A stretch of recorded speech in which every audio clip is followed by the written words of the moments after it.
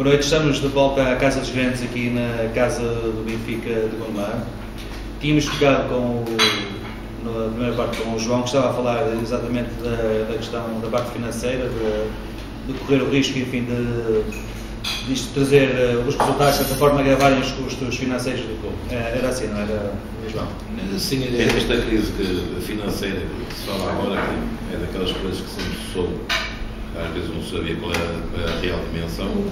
Neste momento penso que fala-se em 375 milhões. O passivo. Passivo, coisa que eu valho. Onde já se fala, que eu tenho acompanhado estes últimos dias, que o Sporting até poderá estar a pensar em vender a academia. Eu acho que ou as pessoas vão ficar loucas, ou as coisas são malucas desta maneira, ou então algo muito complicado está. Como eu voltava atrás a dizer que era isso que eu estava a falar, sobre em pouco tempo o Sporting estava a passar uma fase, teve eleições, foi eleita esta nova direção. Esta direção apostou exatamente, digamos, talvez pouco no arrumar a casa, é a conclusão que se chega agora neste momento. Apostou pouco em arrumar a casa e apostou mais em tornar tanto a equipa com resultados positivos. E daí a aposta foi no plantel todo jovem e de ótimos jogadores que conseguiu e um belíssimo treinador. Só que se as coisas lá está, se as coisas não estão bem estruturadas, a qualquer momento, qualquer pequena rajada de vento, as coisas acabam. O Sporting neste momento está uma equipa a jogar sobre o Brasil, não é? Sim, nota-se que aquilo parece o estilo um caldeirão, está tudo a ferver lá dentro e vamos ver quais são as próximas notícias a seguir. As próximas notícias podem ser já na quarta-feira, que é o jogo para a Taça de Portugal, com o Nacional no Funchal, não é? Eu só espero. Isso, digamos que será uma partida crucial eu só espero para o futuro próximo do Sporting, não é? Eu penso que os profissionais que estão no Sporting, apesar de problemas que possam estar a passar, não sei se estarão ou não, eles se juntarem, eles lutarem por um grande resultado, uma grande exibição, é uma forma também de os poder promover a eles próprios e também lhes dar algum sossego para sair um bocado dessas brasas e passar um bocadinho para a água, pelo jeito. O Sporting, portanto, também tem três jogadores que eu não penso, eu queria saber o que é que você pensa, que podem ser importantes e que tiveram naquela onda de vitórias que se publicou em novembro do ano passado, que é o Rinaldo, volta, regressa, é o vosso Vinca também, o holandês, que é o Ismailov. Digamos que estes três jogadores poderão ser importantes para inverter os acontecimentos? Esses jogadores poderão ser importantes se realmente o Domingos, neste momento, tiver mão no balneário. São três ótimos jogadores que regressam outra vez à disposição dele para poderem dar o seu melhor, mas realmente é preciso saber se o Domingos neste momento não continua a ter pulso balneário. Isso é a minha que mais mete um pouco de impressão. O problema será um problema de balneário? Sim, porque depois daquela atitude de Boginov, eu acho que demonstrou-se, botou-se cá para fora que algo muito mal lá dentro se passa. Entretanto, o Domingos, acho que não vai falar à imprensa para este próximo jogo. Digamos que é uma espécie de blackout à Porto. E fazem muito bem. O Porto também sabe fazer. Ele vai dizer o que é que ele vai dizer. É correto isso? Sim, eu acho que sim. O que é que ele vai dizer?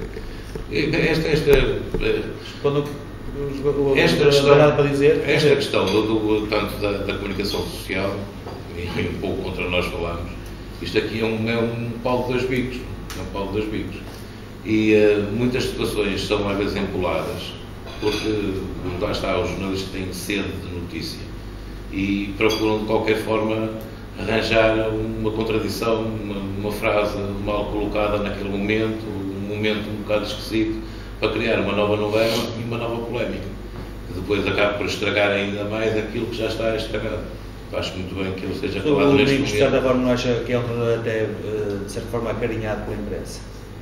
Há outros, imagina, lembra-se, por exemplo, estou a lembrar do Paulo Sérgio. Sim, mas que ao terceiro jogo já estavam a fazer o Domingos é acarinhado pelo passado dele também. O passado dele tem muito significado e o bom papel que ele fez no Braga engrandeceu ainda mais, e o mesmo papel ele com certeza está a fazer no Sporting. O que pode é estar com mais dificuldades do que aquelas que imaginava, mas ele está a fazer esse belo papel. E a imprensa também, pouco, um bocadinho, por esse Domingos que ainda continua no auge, não é mesmo? Só se passou meio ano, claro. Passou muito mais. Exato. Ora bem, dando aqui um bocadinho o comentário, o Arménio não se sente que um suporte muito forte faz falta à nossa campeonato? Eu acho que é para o lado de menos um concorrente ou não sei. Uma equipa que... Se sentissem, não tinham feito a jaula para nos meter lá dentro. Essa jaula não está digerida, não. Só com os anos, não é? Com os anos dela. E mais um período. Está provado que os grandes, portanto, de facto enaltecem-se e glorificam-se se efetivamente tiverem uma grande oposição pela frente. Com certeza que o Benfica ficará muito mais valorizado se efetivamente tiver adversários à altura, porque, caso contrário, o Benfica também entra dentro do campo displicente, mole e não sei o quê.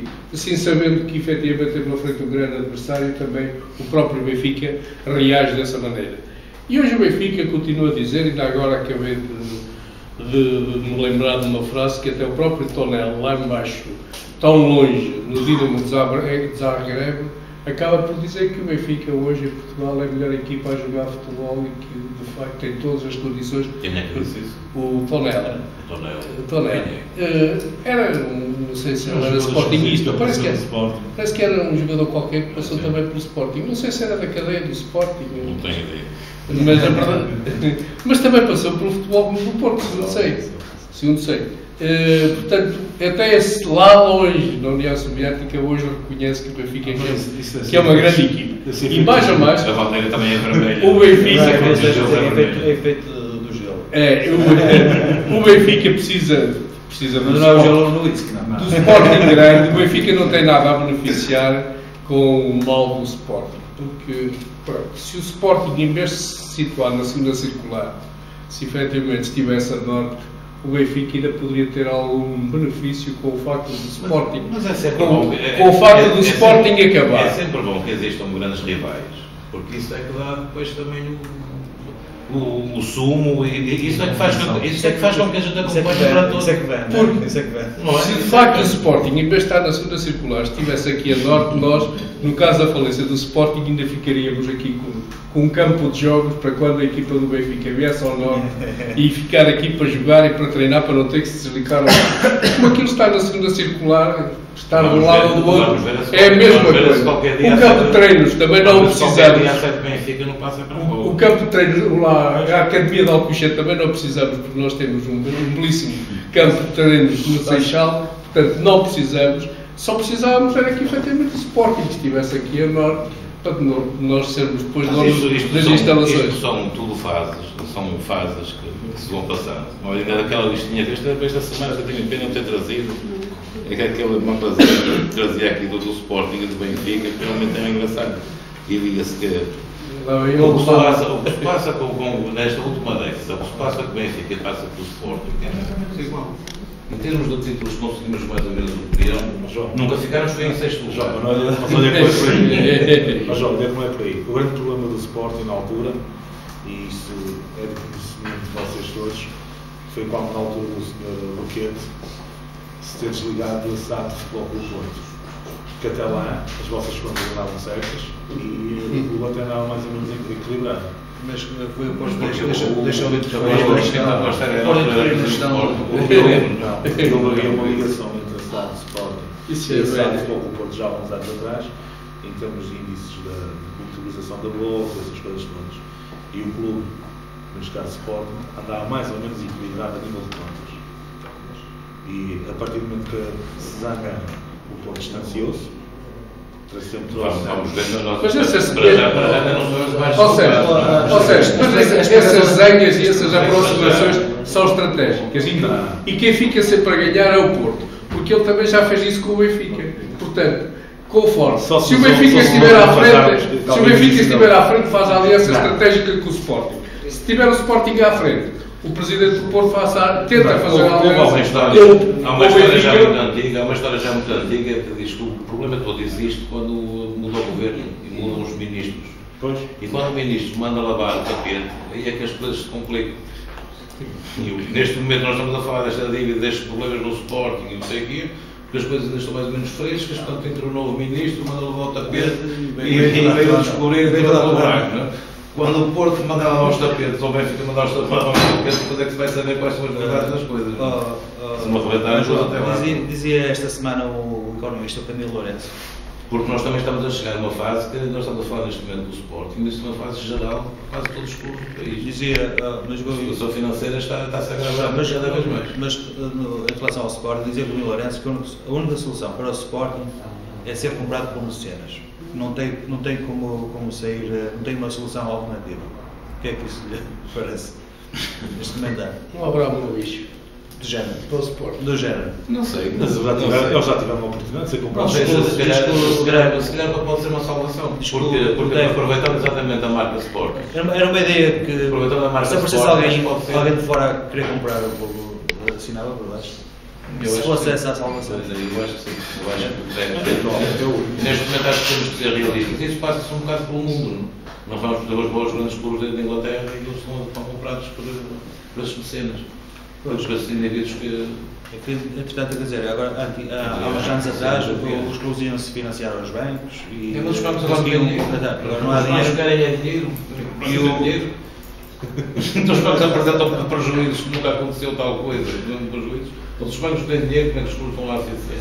Como é que eles vão se lá financiar? E a troca do quê? Porque também começou-se a chegar a pontos daqueles. Eu muitas vezes penso assim, como é que é possível? E em qualquer dos nossos clubes, muitas das vezes, como é que eles podem estar a ver tanto dinheiro? Porque já nem existe património para suportar esse dinheiro. É que é quase aquele estilo de negócio que nunca se vai pagar. Ainda mais agora para o negócio também, que também é outra grande história. Que já vamos falar nisso, mas antes disso. Temos o Porto, não é? Temos o Porto que ganha 2-0 e bem, ao Setúbal. 2-0 ao Setúbal, para fazer ali frente ao nosso caro colega, Benfica, vamos lá jogar dia 21 de março. E digamos que tem aí o El Comandante em grande estilo, a marcar e a fazer jogar. Mas costuma dizer, não se ganhava este jogo sem as duas estrelas que entraram. Sem as duas? Sem as duas. Agora, o que acontece? Um comandante a mandar naquele meio campo. O que é que mudou? Do Gil Vicente para um jogador que entra com a embalagem que tem no luxo e que é da opinião, às vezes, dos nossos colegas todos e da maior parte dos entendidos do futebol. O João Gonçalves é um comandante e é mesmo. Ele entrou no meio campo e o meio campo muda completamente de figurino. 2-3 toques a bola está na frente, ou seja, muito mais controlado, acelera quando tem que acelerar, acelera, controla a equipa, como se viu na opinião pública até nos Milhares, puxou pela equipa, buscou e tomou conta daquilo.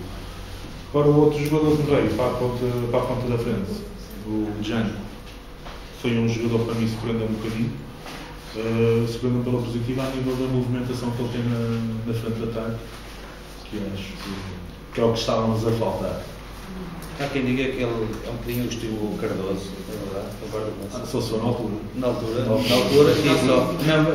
na altura é capaz de passar um bocadinho por aí. Na movimentação, não? Na movimentação também. São jogadores de área, o Cardoso é um bom atacante, é um jogador de área, é um jogador que fica fixo e procura sempre o gol, está sempre na parte da frente para encostar. E este jogo deu para esquecer o jogo de Barcelos?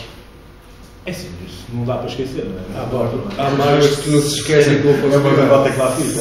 Saiu, mas essa sombra que nós comemos uma cabidela, mas eles foram um banquete.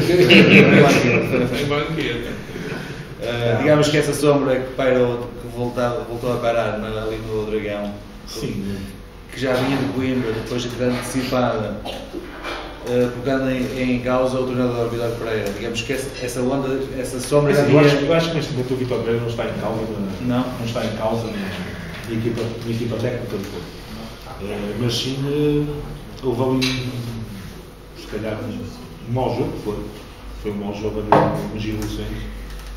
Mas se estes dois novos jogadores que chegaram ao Porto tivessem um bocadinho mais cedo, se calhar não teria acontecido. Porque são dois jogadores completamente diferentes e opostos àquilo que está a passar no campo. Agora, ver e vamos ver o que é que vai dar no futuro a esta equipa. E ele vai dar para falar.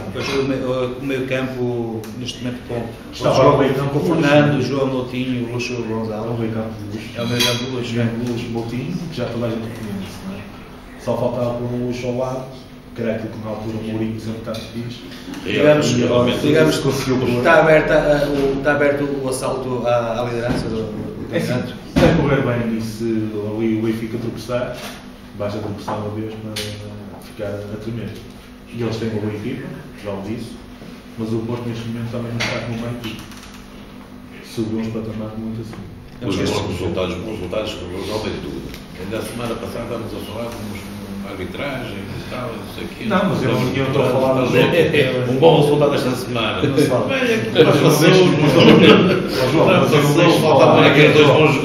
Eu não deixo de falar que nós ganhamos por 2-0, mas há 2 penaltis por marcar. Contra o Porto. Continua na mesma. Contra o Porto. Aí foi com o Porto. É a favor do Porto. Aí foi. O comentador é que disse contra o Porto. Que lances. São 2 lances logo, um na primeira parte em que há um corte na mão. Entrar lá do centro da área e um corte na mão. E depois no sítio. É tudo sempre sem querer. Pois pronto. Mas isso também é aquilo que se falava em relação a Barcelos. Quando a equipa está bem, não há erro nenhum que possa comprometer. A equipa tem sempre essa força para dar a volta. Porque não teve em Barcelos. Não teve em Barcelos. Lá está, é isso que eu estou a dizer. Se estes jogadores tivessem chegado mais, se calhar poderia ter. Se tivessem chegado no início da época, então já tinha. Exatamente, já tínhamos outra. Já era campeões. Adivinha-se, joga o Porto, o Benfica recebe o Porto a 2 de março. Acho que é 2 de 21 ou 21. Estamos a falar da Taça da Liga. Não, estou a falar do campeonato. Ok. 2 de março, que é uma sexta-feira. Imagina-se já que seja um jogo título. Será aí a grande. Não será um jogo. O Porto por dentro são 8 pontos. Não será um jogo do título. Empatando, mantém os 5 pontos. Será mais para o Porto, terá que conquistar os 3 pontos para encurtar a distância. Correto. O Benfica joga em casa, joga à defesa, ou ataque, mas tem sempre os 5 pontos de avanço. Se até lá não escorregar. Agora, vamos ver. O Porto não vai para lá de certeza absoluta. Pensar no caso que não seja a vitória.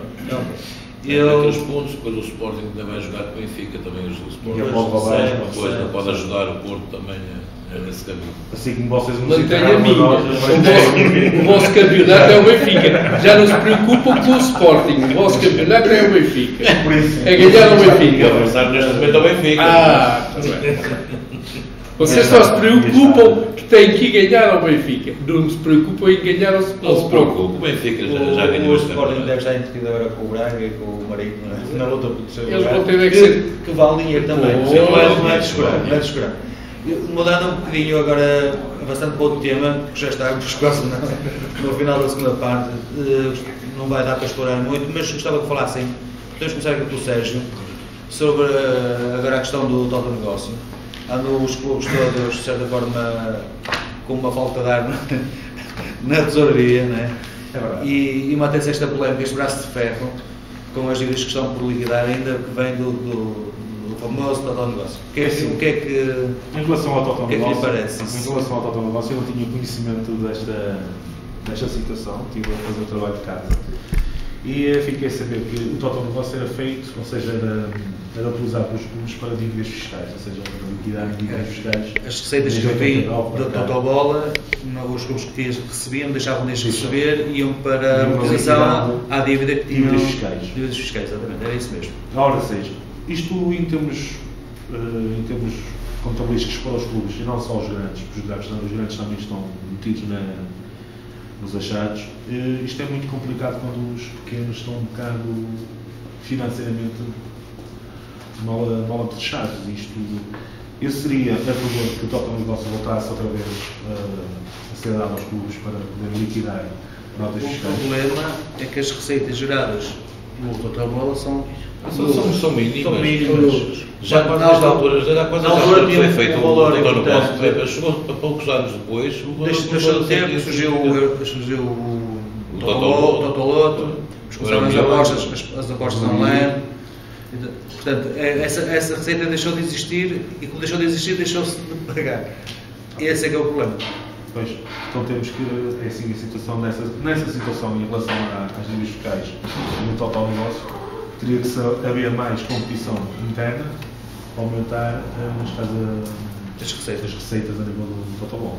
Ora bem, em relação à questão das receitas fiscais e das dívidas fiscais, para mim, ponto final. Os clubes de futebol, as sociedades esportivas não são mais que qualquer contribuinte. Portanto, efetivamente retiveram impostos aos seus trabalhadores, quer em termos de IRS, quer em termos de segurança social, são obrigados a entregar como qualquer contribuinte, portanto, que tenha que cumprir as suas obrigações fiscais. Não entregaram. Arranjou-se aquela maneira para tentar amenizar as dívidas que os clubes tinham, mas toda a gente já quando aquilo foi feito, toda a gente sabia que as receitas do total bola iriam diminuir e que nunca mais iriam ser pagas. Portanto, aquilo foi também uma maneira de, entretanto, os políticos e os desportistas e os presidentes dos clubes, toda a gente sabe que há uma convivência entre a política e o futebol. Todos os políticos gostam de aparecer nos grandes clubes e ninguém quer utilizar, portanto, os clubes. Para mim, os clubes são contribuintes como os outros e, efetivamente, eles têm obrigações para cumprir, porque aquilo não é dinheiro que eles têm que entregar, foi dinheiro que descontaram, que retiveram, e se não o tivessem retido, era para os seus funcionários, desde funcionários de secretaria a profissionais de futebol, era de toda a gente, não era só dos futebolistas, era de todos os que não entregaram. Se não entregaram, tem que entregar. Às vezes os clubes, às vezes não substituem um bocadinho ao Estado na formação dos atletas, nas diversas modalidades, no futebol, na natação, na ginástica. Também o Estado se permite com muita facilidade desse também, papel. Mas o Estado também ajuda muito todos os clubes. De que forma? Muitas vezes dizer, olha, por exemplo, houve o Euro, o Estado fez quase um estádio novo, quase tudo, cada clube. Se calhar até fez alguns que não devia ter feito. Fez um estádio para o Benfica. Outro para o Sporting, outro para o Porto. Era escusado que já havia um para o Boa Vista que agora está às moscas. Um dá a ver que agora está às moscas, não é? Bem, mas em relação ao Porto já estava antes de se dizer que o Euro 2004 seria realizar cá ou não. O Futebol do Porto já o tinha projetado. Mas o Porto é diferente. Todos eles receberam fundos perdidos. Mas concordo com o que estás a dizer, que os clubes foram... Todos eles receberam fundos perdidos milhões. Porque todas as instituições desportivas em Portugal foram subsidiadas pelo Estado. Todas. Desde Guimarães, desde Norte ao Sul. Quem se candidatou, não é? Não é isso que estão a referir. Todos os Estados existentes no país. Mesmo os que não sofreram transformações. O velhinho Estádio das Antas e essas coisas todas, foram todos eles fundos. Mas isto doutor negócio, temos que acabar. João, eu gostava de ouvir a sua opinião, mas vamos deixar agora para a terceira parte. Porque eu fico sempre para o fim. Calhou. Calhou. É uma questão de calhar mesmo. Calhou mal. Calhou mal. Voltarmos já dentro de momentos para a terceira e última parte do nosso programa. Então, até já.